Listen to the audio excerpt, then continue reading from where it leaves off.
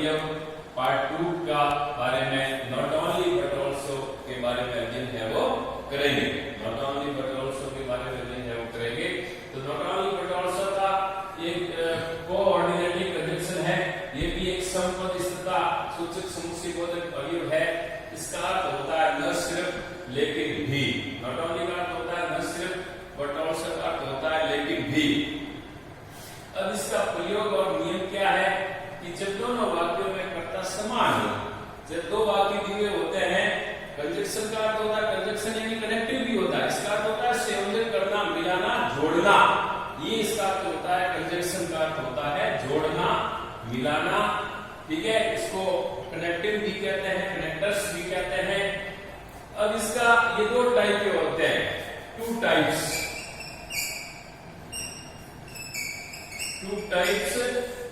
जिसमें पहला टाइप ये है कि जब दोनों में कर्ता समान हो, तो हमारा नियम क्या है, पहला वाक्य जहां तक समान हो, कॉमन का होता समान हो, उसके तुरंत बाद नॉट ओनली लगाकर वाक्य पूरा करते हैं। उसके बाद में दूसरे वाक्य में जहां तक समान है वाक्य, वहां पर है वो भाग छोड़ देते हैं और उसके बाद बट ऑल्सो लगाकर शेष वाक्य है वो उतार देते हैं। जैसे example,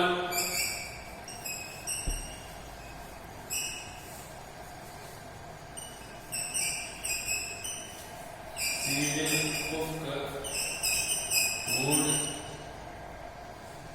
she will cook rice। ये वाक्य है she will cook food, she will cook rice। जैसे एक वाक्य ये है और दूसरा ये है, इन दोनों को जोड़ के हमारे को एक वाक्य बनाना है और उसमें नॉट ओनली बट ऑल्सो का प्रयोग है वो करना। नियमानुसार हम करते हैं कि पहला वाक्य जहां तक समान हो, जैसे she will cook यहां तक समान है, ये सेम वाक्य है, यानी कर्ता, हेल्पिंग वर्ब और एमवी तक दोनों वाक्यों में समान है। तो यहाँ पर जहां तक समान है उसके तुरंत बाद में नॉट ओनली लगाकर वाक्य पूरा उतार दो। जैसे she will cook, यहां तक समान है।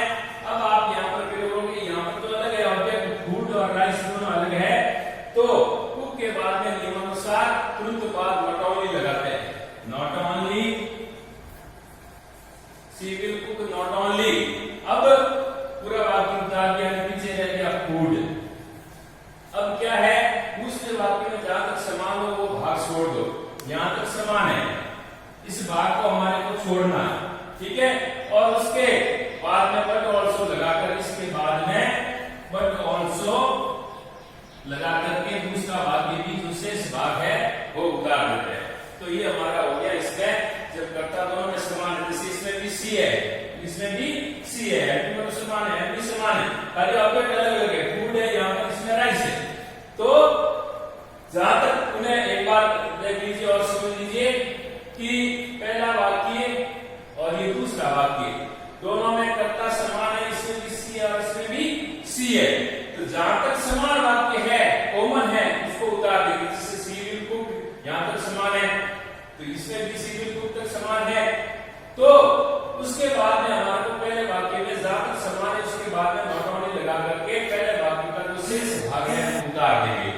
फिर दूसरे वाक्य में जहां तक समान है उस भाग को छोड़ देंगे और बट ऑल्सो लगाकर शेष वाक्य, शेष जो भाग है बचा हुआ वाक्य है वो उतार देंगे।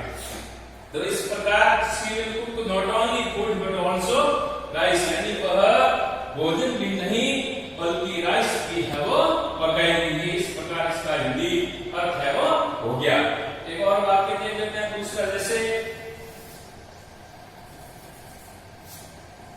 he is tall, he is beautiful।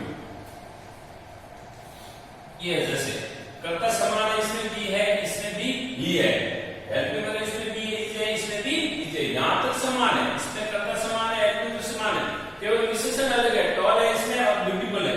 तो इन दोनों विशेषणों के आगे पीछे है वो नॉट ओनली बट ऑल्सो का प्रयोग है वो हो जाएगा। जैसे नियमानुसार हमने लिखा ही इज, फिर यहाँ पर लगाएंगे नॉट ओनली टॉल, फिर ये बात है वो हट जाएगा, फिर यहाँ पर हो जाएगा बट ऑल्सो, फिर आ जाएगा ब्यूटीफुल। तो ये हो गया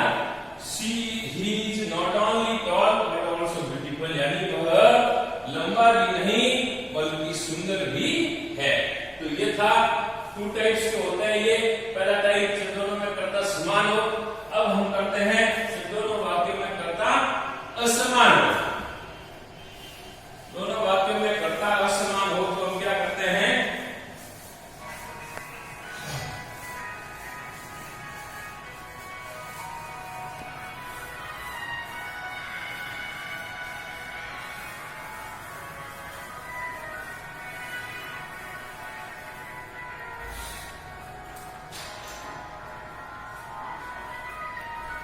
दोनों वाक्यों में कर्ता असमान हो।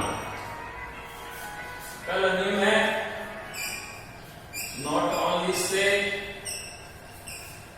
वाक्य शुरू करते हैं। प्रथम वाक्य का कर्ता लिखकर वाक्य छोड़ देते हैं।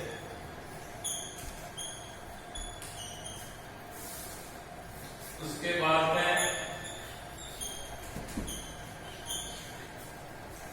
but also लिखकर दूसरे वाक्य का कर्ता लिखते हैं और शेष वाक्य उतार देते हैं। तीसरा नियम है इसमें वर्ब्स यानी क्रिया दूसरे वाक्य के कर्ता के अनुसार आएगी। दूसरे वाक्य में कर्ता के अनुसार है वो आएगी। अब जैसे एग्जाम्पल करते हैं हम, एग्जाम्पल्स जैसे the teacher is sleeping in the hostel, the students are sleeping in the hostel. ये वाक्य है, दो वाक्य है। पहला वाक्य यहां से यहां तक teacher is sleeping in the hostel, अध्यापक छात्रावास में सो रहा है। The students are sleeping in the hostel, विद्यार्थी छात्रावास में सो रहे हैं। ये वाक्य पहला है। दूसरा, अब हमारा नियम क्या, जैसे कर्ता असमान, इसमें टीचर है, इसमें द स्टूडेंट्स है, ठीक है। इसमें हेल्पिंग इसमें आ रहा है, मुख्य प्रश्न है और ऑब्जेक्ट है। अब हमारे को क्या करना है कि ऐसे वाक्यों के अंदर जब दोनों वाक्यों में कर्ता असमान होता है, डिफरेंट होता है, कर्ता अलग अलग होते हैं, डिफरेंस होता है, मान लो अलग अलग होते हैं, तो पहले क्या करते हैं, नॉट ओनली से वाक्य शुरू करते हैं। जैसे ये नॉट ओनली से शुरू कर दिया, नॉट ओनली, फिर क्या है, प्रथम वाक्य का कर्ता लिखे। प्रथम वाक्य करता है the teacher, not only the teacher. अब क्या करते हैं, वाक्य को छोड़ दिया इसमें, उसके बाद में बट ऑल्सो लगाते हैं, बट ऑल्सो। फिर दूसरे वाक्य का करता है द स्टूडेंट्स, द स्टूडेंट्स। अब इसमें क्या है कि वर्ब है तो दूसरे वाक्य के कर्ता के अनुसार आएगी। इसमें जैसे हेल्पिंग वर्ब आर है, दूसरे वाक्य कर्ता कौन है, द स्टूडेंट्स है, तो आर सही क्रिया है वो आएगी, are sleeping in the hostel. ये हो गया कि not only the teacher but also the students are sleeping in the hostel, यानी अध्यापक भी नहीं बल्कि विद्यार्थी भी छात्रावास में सो रहे हैं। तो ये था। जैसे एक और उदाहरण दे लेते हैं,